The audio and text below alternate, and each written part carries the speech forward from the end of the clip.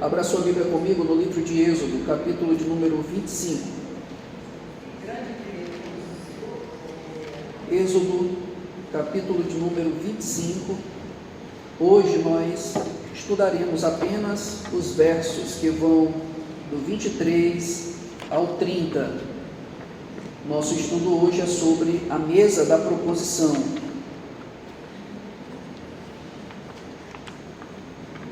Ou, na verdade, a mesa dos pães da proposição.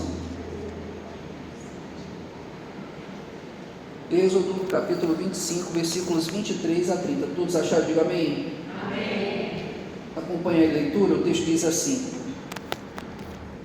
façam uma mesa de madeira de acácia com 90 centímetros de comprimento, 45 centímetros de largura e 70 centímetros de altura.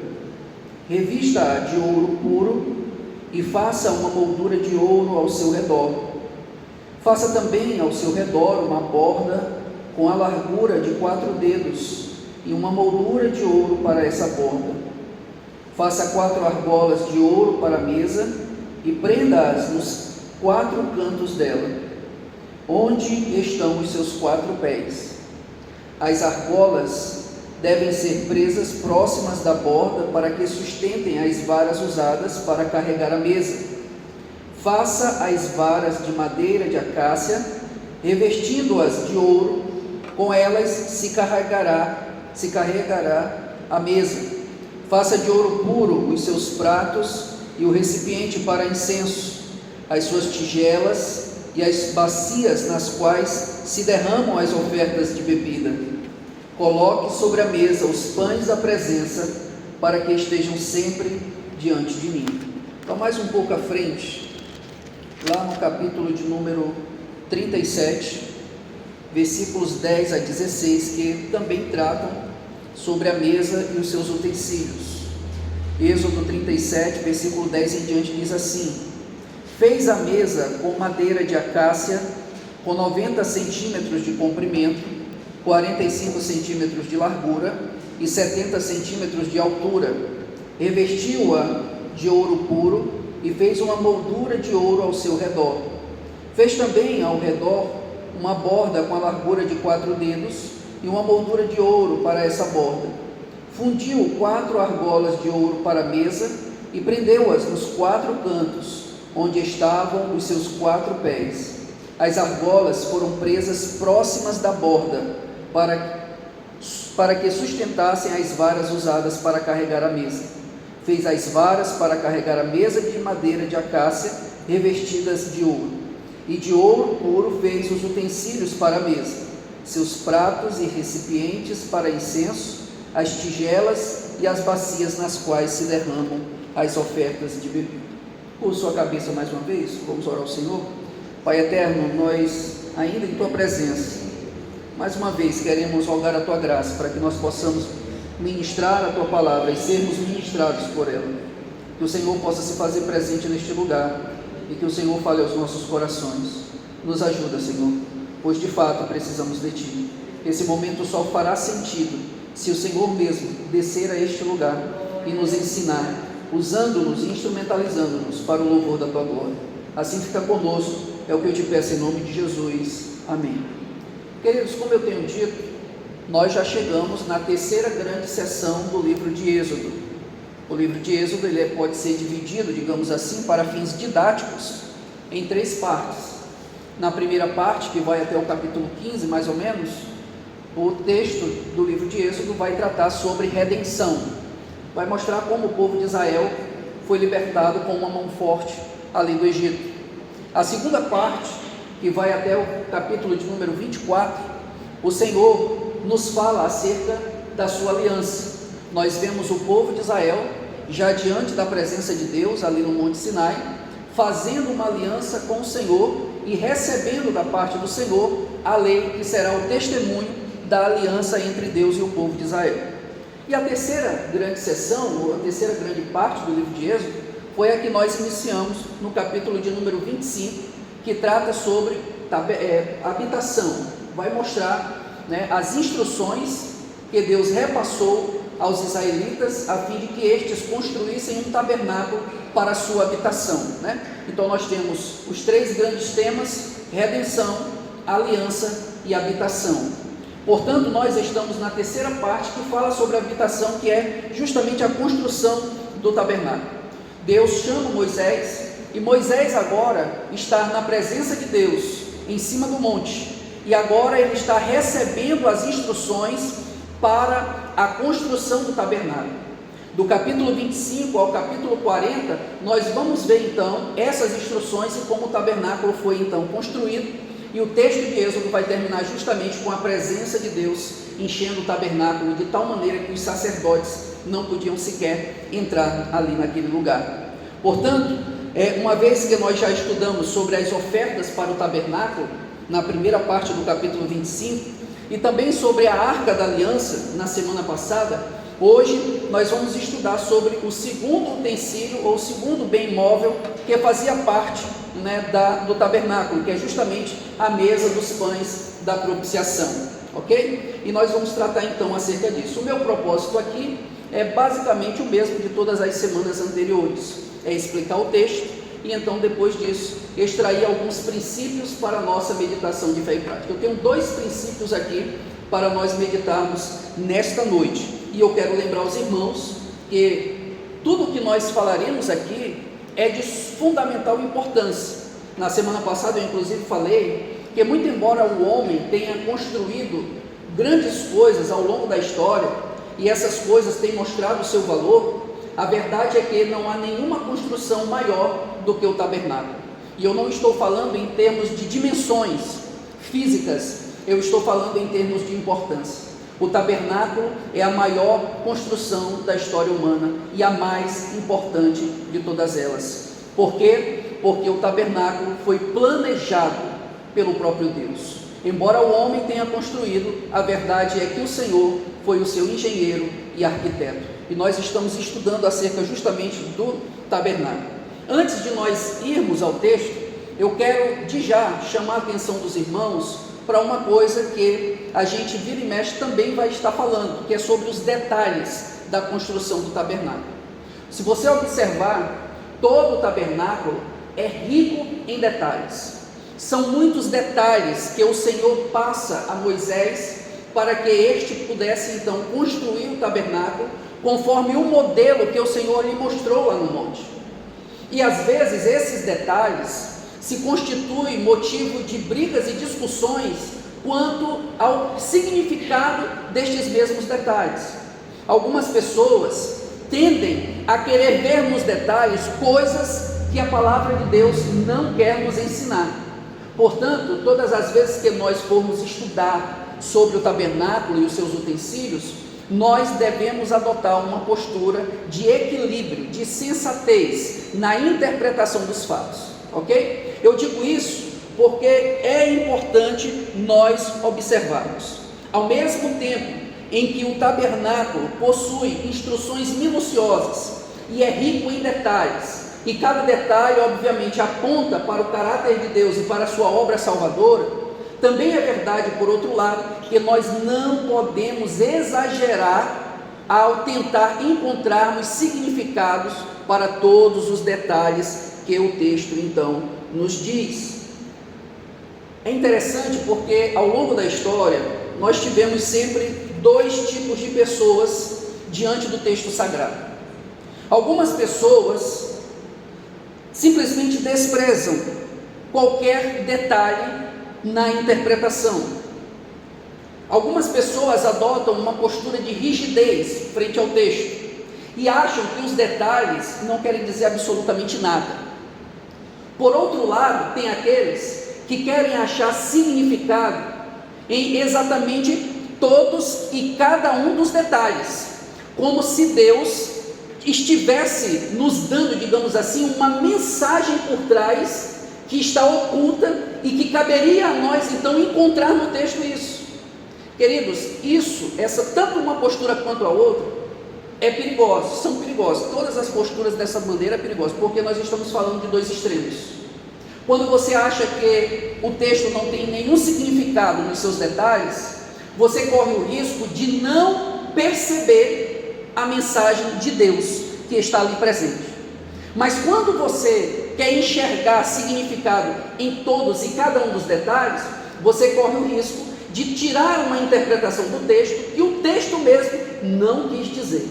Portanto, o que eu quero dizer aos irmãos é que a gente sempre tem que buscar sensatez e equilíbrio na interpretação do texto. E aí eu quero aqui, de cara, deixar 2 princípios para a nossa interpretação do texto, quando nós estivermos falando especificamente sobre o tabernáculo, tá? O primeiro princípio está relacionado com o Novo Testamento. Como é que eu sei se os detalhes que o texto então nos traz têm de fato um significado espiritual por trás ou não? Depende de como o Novo Testamento aborda aquele detalhe.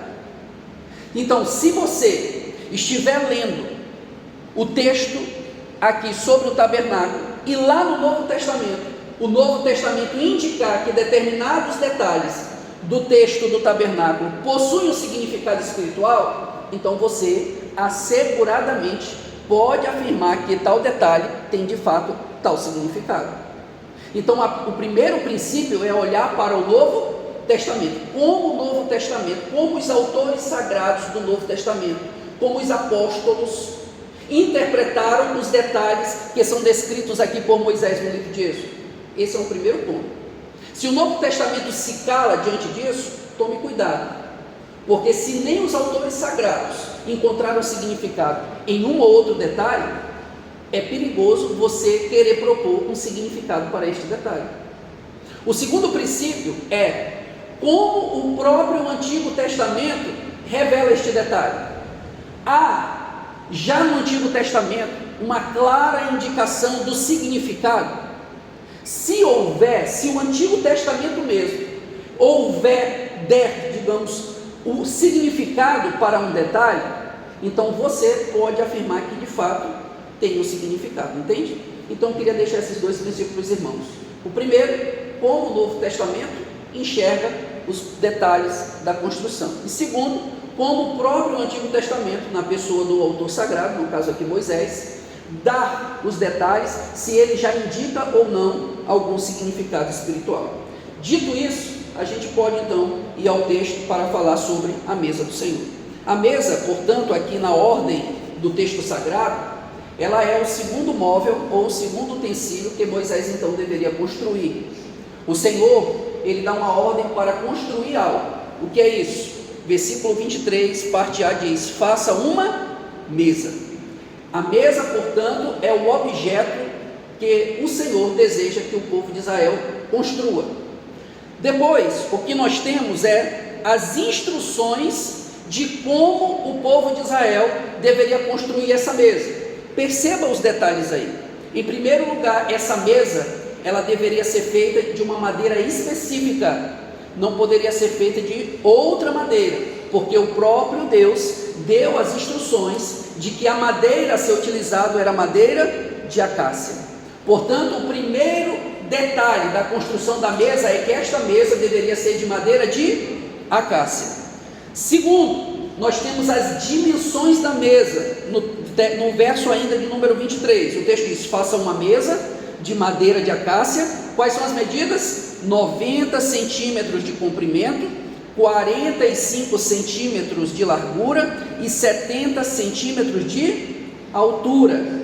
Aqui, obviamente, a NVI, que é a versão que eu tenho aqui em mãos, ela já fez a conversão, mas a medida que é utilizada, obviamente, não é a de centímetros ou a de metros, tal qual nós temos hoje, mas sim a de côvados, né? A de côvados. No texto mais antigo, digamos assim, mais próximo do original, o texto traz o seguinte: terá o comprimento de 2 côvados, a largura de 1 côvado e a altura de 1 côvado e meio, ok? Mais uma vez, conforme eu disse na semana passada, o côvado era a medida entre o cotovelo e a ponta do dedo maior de um homem, tá? Então, o côvado era a medida que ia daqui para cá. Mais ou menos aí em torno de 40 a 50 centímetros. Se você quiser adotar a média de 45, se você transformar aí, vai dar em torno aí, tá? Isso é uma aproximação, é óbvio, porque essa medida vai depender do tamanho da pessoa e etc e tal. Então era normal que houvesse, digamos assim, uma certa divergência nos detalhes dessa medição, ok? Mas o certo é que ela seria de 90 centímetros de comprimento. Olhe para cá, ó, 90 centímetros de comprimento, né? Olhando a mesa no caso deste, assim de lado, tá? 90 centímetros de comprimento. Que mais? Além disso, 45 centímetros de largura e 70 centímetros de altura. Essa era a mesa. Você percebe que a mesa não era de grandes dimensões, não é verdade? Era uma mesa simples, basicamente quase que uma mesa de centro aí, ok? Além disso, então nós, observe bem, nós estamos construindo o quê? Uma mesa. Quais são os detalhes desta mesa? Primeiro, ela é de madeira de acácia, e segundo, ela tem certas dimensões. Terceiro, verso de número 24, ela é revestida de ouro puro, ok? E aqui no caso é ouro puro, muito possivelmente por duas coisas, tá? Primeiro, porque o ouro era um metal nobre e, portanto, indicava realeza, ok? Nós estamos falando da habitação de Deus no meio do seu povo, e Deus na figura de um rei, de um monarca. Portanto, é normal associar a figura de Deus enquanto rei com a figura do ouro que é utilizado ali, tá bom? Assim como a arca era revestida de ouro, assim também a mesa era revestida de ouro. Além disso, em quarto lugar, mais uma vez, madeira de acácia, certas dimensões, ok? Além, revestida de ouro, e também tinha uma moldura ao seu redor. Essa moldura, você observa aí que o texto não diz exatamente aonde esta moldura fica. Alguns têm sugerido duas possibilidades, tá? Essa moldura pode ser na parte de cima aqui, arrodeando ela. Se for isso, o objetivo da moldura era não deixar que um objeto caísse. Caso o objeto se aproximasse da borda, ele ia bater aqui na moldura e obviamente não cairia. Mas alguns também têm sugerido que ela possa ser aqui, para baixo, em vez de para cima, para baixo, tá? O texto não deixa claro isso, mas ambas as possibilidades são, como o próprio nome já diz, possíveis, tá? Além disso também, observe aí que o verso de número 25 ainda vai dizer que terá uma moldura de ouro para essa borda. Então você tem aí a borda e você tem a moldura de ouro que circula toda a mesa nesta mesma borda, ok? Além disso, a mesa também teria 4 argolas de ouro, semelhante à Arca da Aliança. Essas 4 argolas de ouro seriam colocadas nos 4 pés da mesa. Versículo de número 26. Faça 4 argolas de ouro para a mesa e prenda-as nos 4 cantos dela, onde estão os seus 4 pés, ok? As argolas, verso 27, devem ser presas próxima da borda para que sustentem as varas usadas para carregar a mesa. E aí você percebe detalhes que são comuns na construção da arca e na construção da mesa dos pães da proposição, desculpa. Então, você observa que, assim como a arca, a mesa também teria 4 argolas e que essas argolas estariam fixadas nos 4 pés da mesa. Qual era o objetivo dessas argolas? Era justamente para carregar a mesa durante a peregrinação do povo de Israel.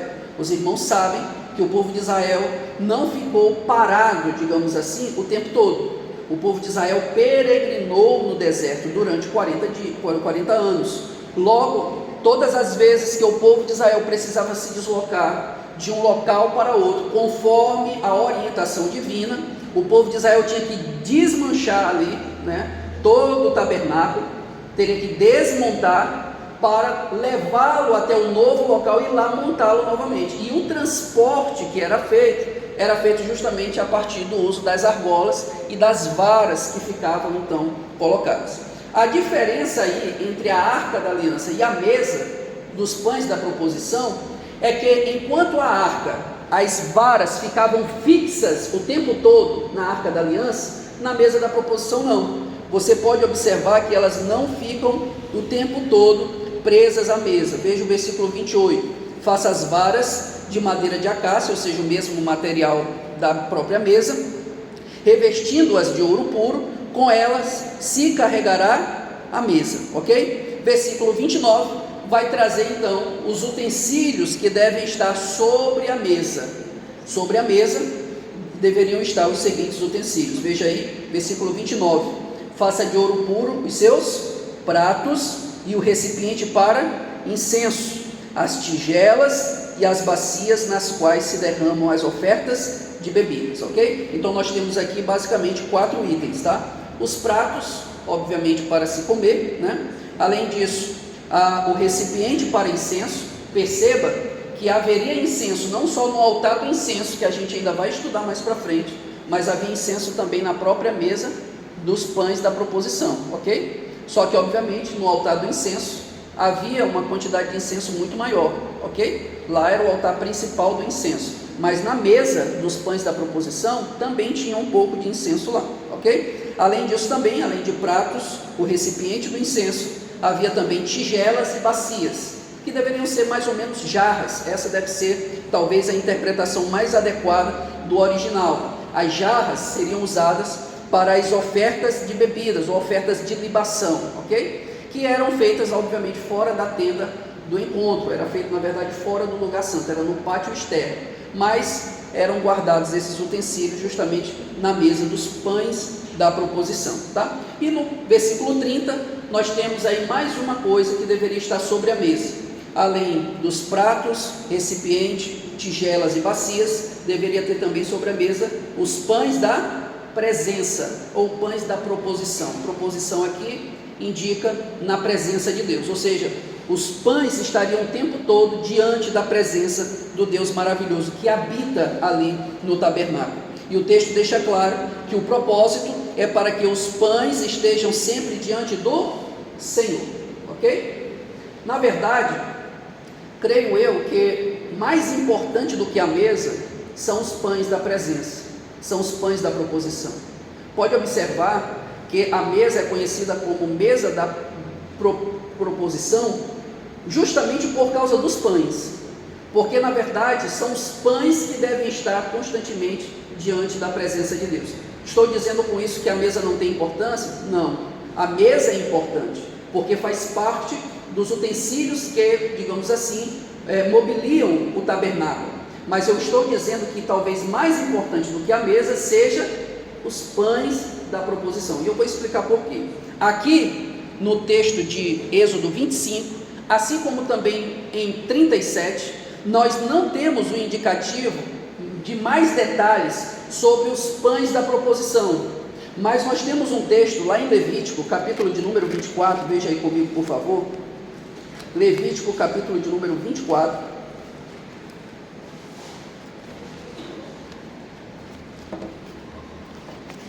a partir do verso de número 5, nós temos ali instruções sobre como deveriam ser feitos os pães da proposição, tá? Levítico capítulo de número 24, versículos 5 a 9, o texto diz assim, ó: apanhe da melhor farinha e asse 12 pães, usando 2 jarros para cada pão. Coloque-os em 2 fileiras, com 6 pães em cada uma, sobre a mesa de ouro puro perante o Senhor, ok? Então perceba, o povo de Israel deveria pegar da melhor farinha e então fazer 12 pães.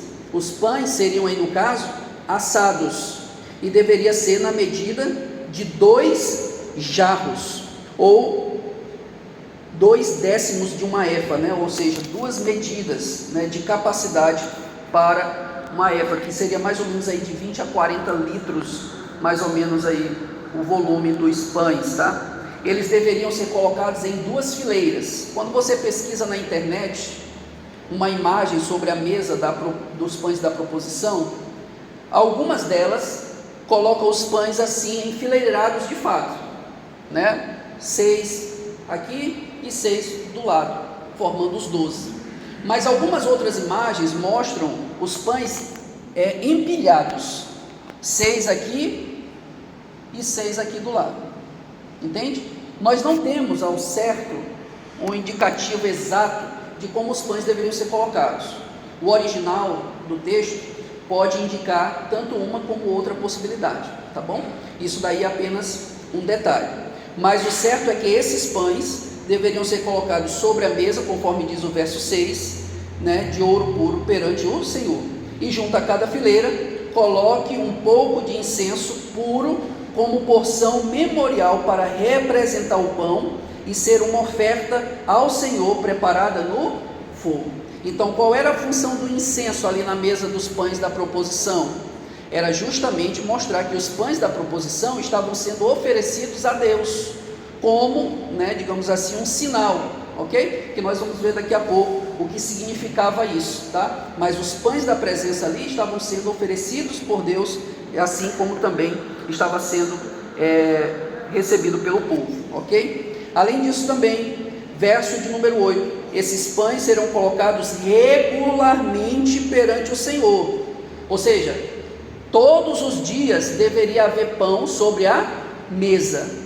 Mas aí vem a pergunta, sim, mas o pão, ele não estraga? Então o pão vai ficar lá até estragar? Claro que não, ok? Se você continuar lendo o texto, verso de número 8, vai dizer que em cada sábado, em nome dos israelitas, como aliança perpétua, pertencem a Arão e aos seus descendentes, que os comerão no lugar sagrado, porque é parte santíssima de sua porção regular das ofertas dedicadas ao Senhor, preparadas no fogo. O que é que acontece?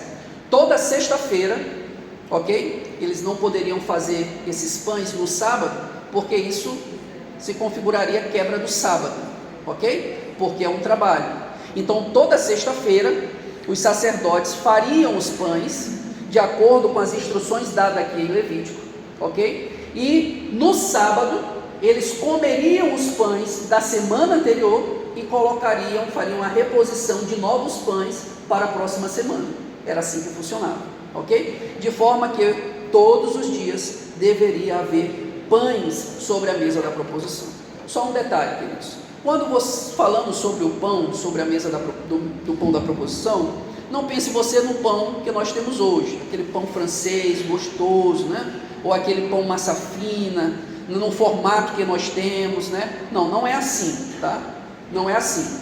Na verdade, os bolos antigos eram mais uma espécie de bolachão, tá? Como aqui a capacidade para cada pão é grande, né? Que é de mais ou menos, que varia de 20 a 40 litros, nós estamos falando de pães grandes assim, tá? Alguns sugerem que esses pães tinham aproximadamente 30 centímetros de largura, né? Digamos assim, de circunferência não, de diâmetro, e 10 centímetros mais ou menos de espessura, tá? E esses pães então eram colocados sobre a mesa, tá? São indicativos aí, mas que não necessariamente, digamos assim, estejam corretos, mas é um indicativo que já se propôs ao longo dos séculos, tá? Então, tendo explicado o texto, a grande questão que fica é o que nós podemos aprender a partir então sobre a mesa dos pães da proposição. O que é que esse texto quer nos ensinar? O que Moisés queria ensinar para o povo e o que esse texto tem a ver nos dias de hoje? Eu creio, queridos, que há dois princípios básicos que servem aqui nesta noite para a nossa meditação de fé e prática, tá? O primeiro princípio é que Deus, Ele é um Deus provedor. Os pães da proposição estavam constantemente diante da presença de Deus, não apenas para o Senhor, mas também para lembrar o povo de Israel que era Deus quem concedia a provisão mais básica que poderia acontecer. Nós sabemos que ao longo da história o pão tem sido usado para se referir à nossa alimentação mais básica. Portanto, os pães sobre a mesa da proposição lembra-nos de que é o Senhor quem provê tudo aquilo que nós necessitamos. Isso é interessante porque isso foi verdade não só na história de Israel enquanto nação, mas isso foi, na verdade, um indicativo da própria vida de Jacó. Quando nós olhamos o texto que nós estudamos, quando nós estávamos falando sobre a série de Gênesis, quando nós abordamos a partir do capítulo de número 28, quando Jacó sai, dali de Canaã e vai em direção a Padã Arã, ele durante o caminho pernoita em uma cidade chamada Betel, e lá ele tem um sonho, onde ele vê uma escada que liga o céu à terra, e anjos de Deus subindo e descendo, ok? Depois desta visão, Jacó faz um voto com o Senhor, dizendo que se o Senhor fosse com ele nesta viagem, e lhe provesse tudo aquilo que ele necessitasse, e lhe protegesse de todos os seus inimigos, e fizesse ele chegar em paz lá em Padã Arã, o Senhor seria o seu Deus. E o que nós temos lá é Deus respondendo de maneira positiva ao voto que Jacó faz, porque nesse mesmo texto o Senhor diz a Jacó que não o deixaria enquanto ele não cumprisse na vida dele todas as coisas. E nós vemos então Jacó se deslocando de Canaã para Padã Arã. Nós vemos ele chegando são e salvo no final do capítulo 28. Nós vemos ele encontrando Raquel e se casando com as suas mulheres no capítulo 29. Nós vemos os filhos dele ainda no capítulo 29. E nós temos as riquezas dele no capítulo 30 em diante. Até que no capítulo de número 35, salvo engano, o texto vai falar sobre o retorno de Jacó, e o texto vai finalizar a perícope dizendo o seguinte, que Jacó chegou são e salvo lá na terra de Canaã, ou seja, Deus proveu tudo aquilo que Jacó necessitava, e eu e você devemos nos lembrar que Jacó é o protótipo de Israel. Mais adiante, Jacó vai lutar com o anjo do Senhor, vai lutar com o próprio Deus, e o seu nome vai ser mudado de Jacó para Israel. Portanto, Jacó é, portanto, assim dizer, é uma espécie de protótipo do povo de Israel. E o povo de Israel é descendente de Jacó. Então você tem Jacó, que é o patriarca, provando das provisões de Deus durante a sua vida. Você tem o povo de Israel provando as provisões de Deus, porque nós sabemos que o povo de Israel sai do Egito e peregrina durante 40 dias e 40 noites, 40 anos no deserto, onde Deus proveu comida para o povo, onde Deus proveu água para o povo, onde Deus proveu carne para o povo, entende? E Deus então vai provendo todas as coisas, o Senhor vai acompanhando, e isso mostra, queridos, que o Senhor tem de fato compromisso com o seu povo, por causa do seu nome, porque Ele é fiel ao seu caráter. Deus, Ele se compadece do seu povo e provê tudo aquilo que o povo necessita. E quando nós olhamos mais adiante na vida de Jesus, nós vemos o Senhor também provendo tudo aquilo que Jesus necessitava. E quando a gente vê a história da igreja, não é diferente. O Senhor vai provendo tudo aquilo que a igreja também necessita. E essa mesma verdade, ela está presente na minha e na sua vida. Eu quero que você entenda uma coisa: você foi alcançado pela graça de Deus e foi inserido em um contexto de aliança, onde nesse contexto de aliança o Senhor garante todas as coisas, entende? É por isso que o Senhor Jesus, lá no Sermão do Monte, Mateus capítulo de número 6, abra aí comigo por favor, Mateus capítulo de número 6,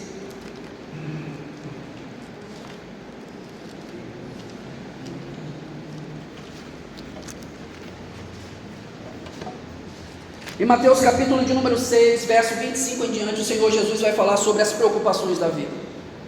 Então Jesus vai dizer: portanto eu digo, não se preocupem com sua própria vida, quanto ao que comer ou beber, nem com seu próprio corpo, quanto ao que vestir. Não é a vida mais importante que a comida, e o corpo mais importante que a roupa? Observem as aves do céu, não semeiam, nem colhem, nem armazenam em celeiros, contudo o Pai Celeste as alimenta.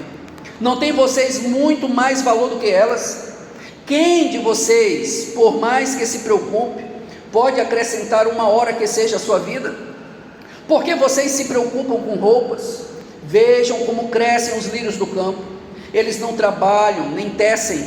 Contudo eu digo que nem Salomão, em todo o seu esplendor, vestiu-se como um deles. Se Deus veste assim a erva do campo, que hoje existe e amanhã é lançada ao fogo, não vestirá muito mais a vocês, homens de pequena fé? Portanto, não se preocupem dizendo que vamos comer, ou que vamos beber, ou que vamos vestir, pois os pagãos é que correm atrás dessas coisas, mas o Pai Celestial sabe que vocês precisam delas. Busquem, pois, em primeiro lugar o reino de Deus e a sua justiça, e todas essas coisas serão acrescentadas a vocês. Portanto, não se preocupem com o dia de amanhã, pois o amanhã trará as suas próprias preocupações. Basta a cada dia o seu próprio mal. Isso daqui é interessante, queridos, porque o Senhor compara os seus discípulos como filhos de Deus. E aqui nós estamos falando de dois tipos de pessoas. Nesse texto, muito embora não esteja tão claro, mas se você prestar atenção, o texto está falando de dois tipos de pessoas. O primeiro tipo são os pagãos. Se você olhar no final do verso, no verso 32, o texto vai dizer, parte A, pois os pagãos é quem corre atrás dessas coisas. Mas há um segundo grupo, que é o grupo justamente daqueles que foram alcançados pela graça de Deus e agora fazem parte de uma aliança com o Senhor, e que por fazer parte dessa aliança com Deus, possui como Pai o próprio Deus.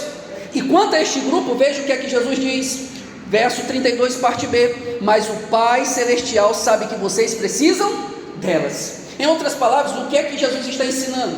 Olha, vocês percebam uma coisa, quem tem que correr atrás dessas coisas aqui, são aqueles que não têm pai. Esses é que devem arregaçar as mangas, e sair correndo atrás das suas próprias provisões. Mas Jesus está dizendo, mas aquele que tem pai, aquele cujo pai é o próprio Deus, não precisa sair correndo atrás destas coisas, entende? Porque o próprio Pai é quem provê todas elas. Por isso é que o Senhor então, queridos, vai se mostrar como um Deus provedor, e eu e você devemos entender isso. Os pães da proposição, presentes ali sobre a mesa de ouro, deveria nos lembrar o povo de Israel, e nos lembrar também de que Deus é um Deus de provisão. Entenda isso. O Senhor está comprometido em lhe levar para a eternidade, e Ele não vai nos deixar enquanto Ele não cumprir as suas promessas. E durante esta caminhada nós precisaremos de várias provisões da parte de Deus, e o Senhor vai prover todas e cada uma delas, entende? Você pode confiar na provisão de Deus, você pode confiar no sustento divino, você pode confiar na proteção divina, você pode confiar, porque Deus, a palavra de Deus vai dizer, não é homem para que minta, nem filho do homem para que se arrependa. Portanto, você pode acreditar que o Senhor, Ele sabe de todas as tuas necessidades, Ele sabe aquilo que tu tem falado com Ele, Ele sabe aquilo que tu tem colocado diante dEle, Ele sabe de todas as coisas que tu tens pedido a Ele em oração, e até mesmo daquelas que tu não tem pedido, e Ele sabe de todas elas, e no momento certo Ele vai prover, Ele não vai te abandonar, Ele não vai te deixar, entende? Ele não vai falhar contigo, porque Ele está comprometido consigo mesmo em te levar para o céu de glória. Quantos podem dar glória a Deus? Muito bem, queridos. A segunda coisa que esse texto nos ensina é que os pães da proposição, ali presentes sobre a mesa de ouro, indicava que agora o povo de Deus tinha comunhão com Deus. Perceba que, ainda que de forma representativa, o povo de Israel se apresentava todo sábado para comer com o Senhor, entende? Os pães estavam sendo oferecidos a Deus e estavam na presença de Deus, mas quem comia era o povo, obviamente, porque Deus não vai comer o pão. E aquele ato simbolizava justamente a comunhão do homem com Deus, que agora estava sendo o quê? Restaurada.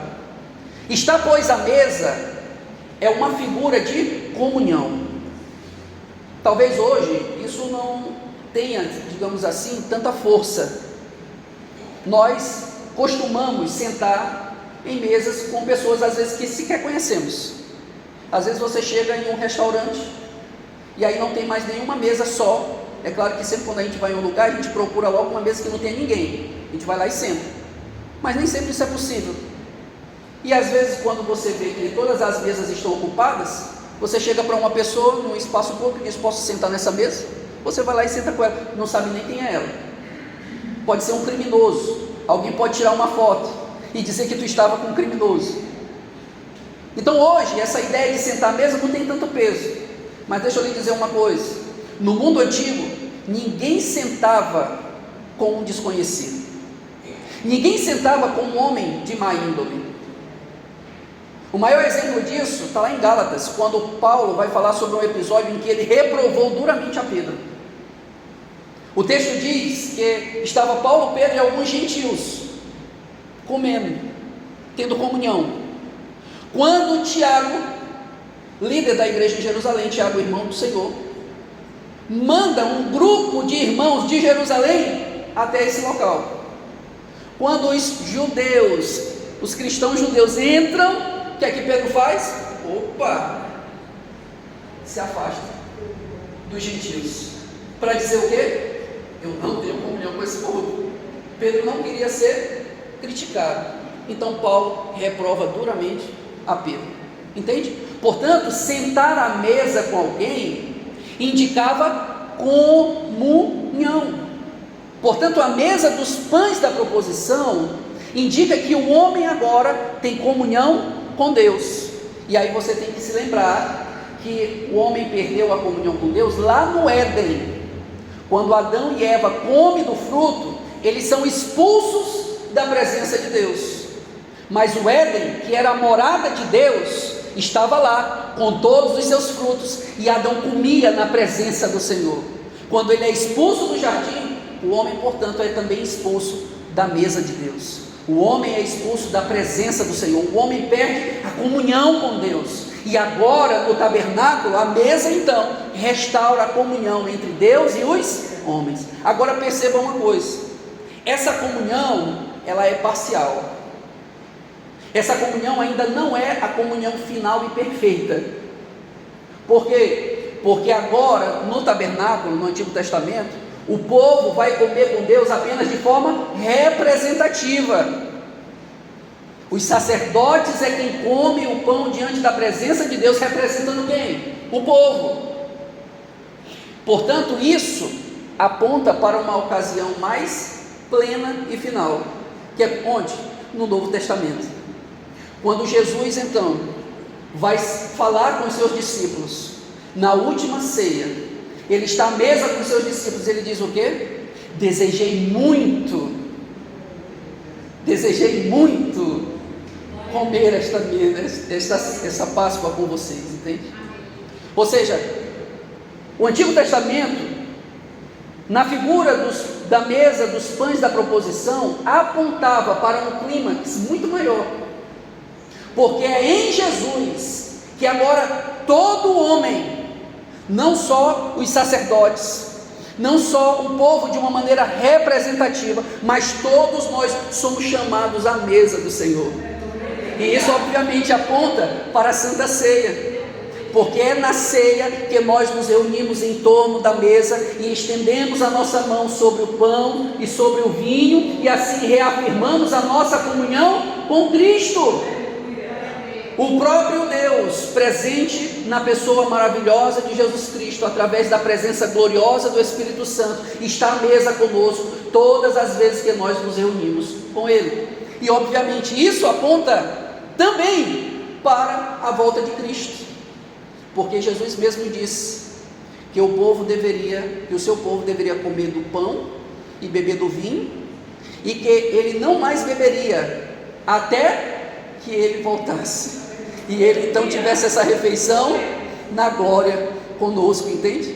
Ou seja, na volta de Cristo, nós participaremos das bodas do Cordeiro, de uma festa maravilhosa, e nós estaremos de forma plena e final na mesa do Senhor, comendo na sua presença e tendo comunhão com Ele, entende? Portanto, a mesa aponta para quem? Para Cristo Jesus, porque é por meio de Cristo que a comunhão com Deus, ela é restaurada, e assim nós podemos nos apresentar diante do Senhor. Os irmãos entenderam? Amém? Amém. Queridos, essa é uma mensagem profunda da parte de Deus, que às vezes a gente lê e a gente passa totalmente despercebido, entende?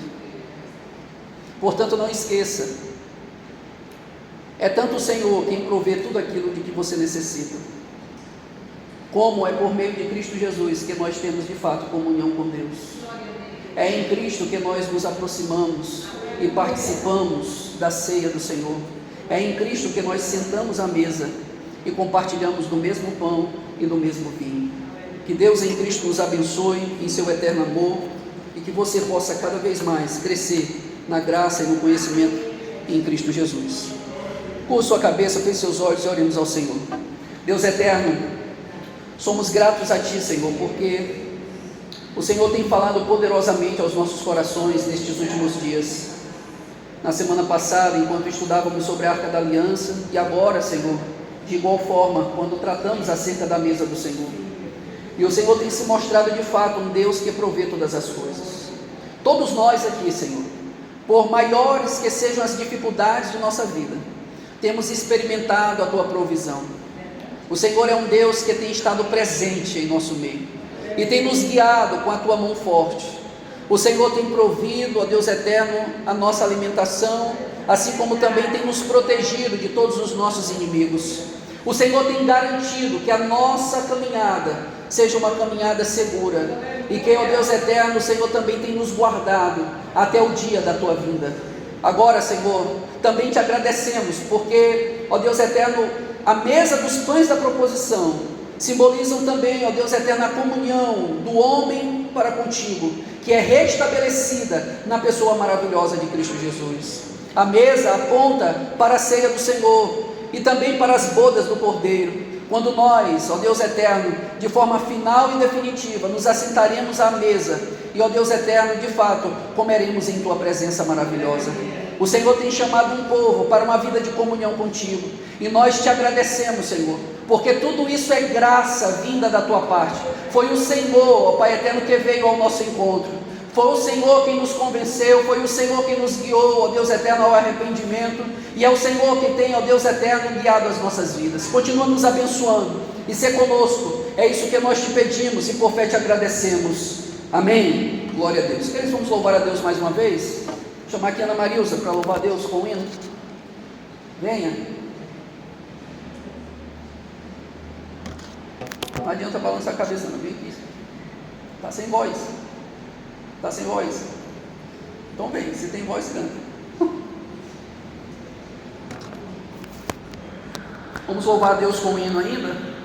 Logo em seguida nós estaremos então fazendo as considerações finais.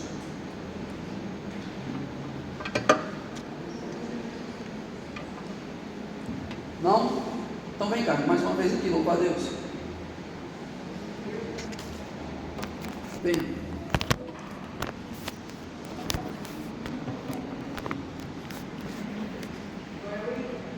Pode escolher. Bota o pão da vida.